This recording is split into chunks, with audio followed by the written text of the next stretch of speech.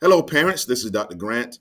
I want to come to you today on Friday, August 27th, to provide you more information relative to some of the new changes that have come forth this week from DHEC and from the South Carolina Department of Education in regards to close contact exposure to students who are or staff members who may test positive for COVID, and give you some insight about how we make decisions on how we quarantine or not quarantine students within a school setting. I have provided for you in the past this chart in our parent newsletters, and you may or may not have had a chance to see that. It's also listed on the Greenville County's web page for you to review. It gives parents and the community in general some idea of how decisions are made with situations involving students who are vaccinated or not vaccinated.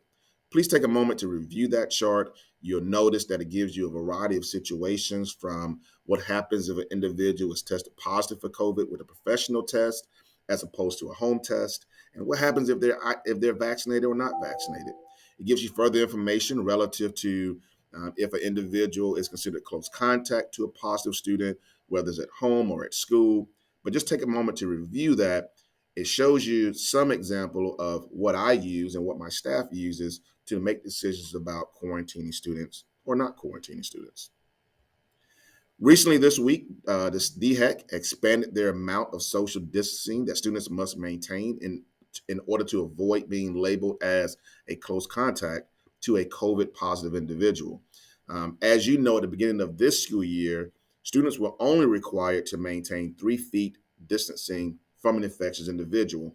And we've set up school that particular way. Now, that's changed. We're going back to where we previously were in previous this past year, where now the distancing expectation is 3 to 6 feet. So students who are within 3 to 6 feet of an infectious student for more than 15 minutes or more will be identified as a close contact, unless, and this is the major change here, unless both of those individuals were wearing a mask. Let me give you some scenarios and some examples of what I mean by that so you can visually see the different scenarios that may occur. In this first situation, we have an individual student who is tested positive for COVID. Obviously, that individual will have to isolate whether they're vaccinated or not. But what about the people around that individual? Well, everyone in this class is a student. The positive student obviously must isolate, but because the positive student isn't wearing a mask, everyone closer than 6 feet will be required to quarantine, even if they were wearing a mask, unless they're vaccinated or they've had COVID within the last 90 days. Situation number two could be where everyone in this class is a student. You'll notice the individual in the middle is a student who has tested positive for COVID and they're wearing a mask. Because all the students are wearing a mask and are less than 3 feet away from the COVID positive student, only the positive student in this situation must isolate. All the other individuals who were, even if they were with 3 feet or more, because they're wearing a mask and because the COVID positive person is wearing a mask, those individuals around him or her would not have to isolate or quarantine. In this scenario, everyone in this class is also a student. The COVID positive student must isolate, obviously, even if they're wearing a mask. Everyone less than 3 feet from the COVID positive student is a close contact and therefore must quarantine.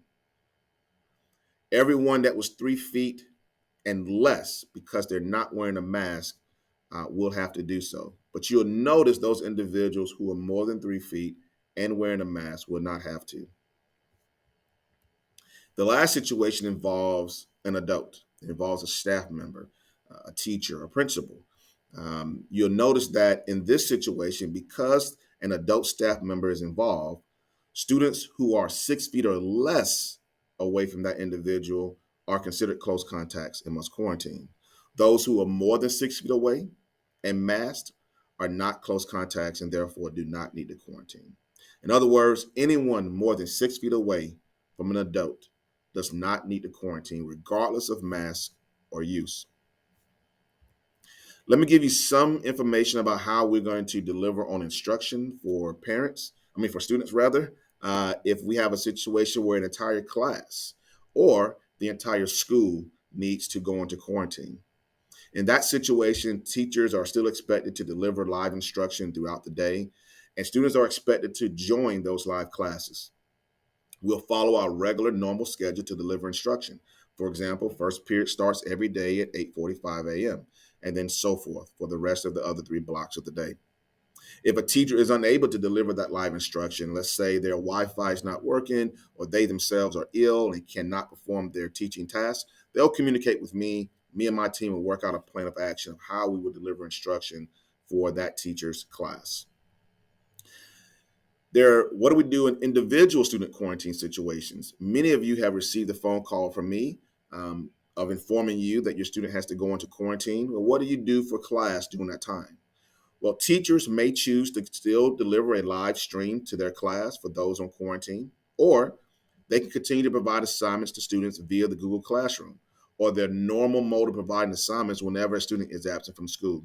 In other words, learning doesn't stop. Learning will still be continuous, and students are expected to still engage with their teacher, and teachers are very well prepared and are eager to still engage with them while they're at home. For quarantine students, you're still expected to return back to school when you can with your work completed, as if you never missed class. I hope this information was useful for you. Please use this to go back and highlight and think about some of the things of how we make decisions relative to quarantining or not quarantining. Please feel free to call me at any time or send me an email, because sometimes these things can be quite confusing and you need somebody to kind of talk it through with you. So I'm open to that and I'm eager to share information with you. Be reminded that we're going to do everything in our power within this building to get to safe distances. However, we recognize that because we're at 100% capacity, there's going to be some spaces in the building where we cannot maintain 6 foot distancing. And we're going to be working through that and working eagerly to help support our students. We're looking for you to be a great partner with us in doing that. And in return, we will do the best we can to educate all of our students. Thank you very much. Have a wonderful, wonderful weekend.